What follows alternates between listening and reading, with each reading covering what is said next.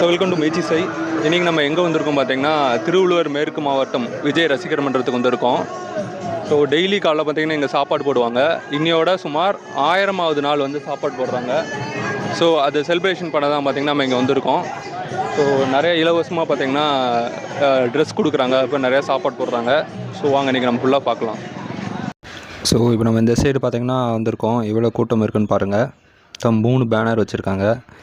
So நிறைய அவர் ரசிகர்கள் நிறைய பேர் அங்கே இருக்கிறாங்க. ஸோ நிறைய துப்புரவு தொழிலாளர்களாக வந்து இங்கே ரெகுலராக இங்கே வந்து சாப்பிட்றாங்க.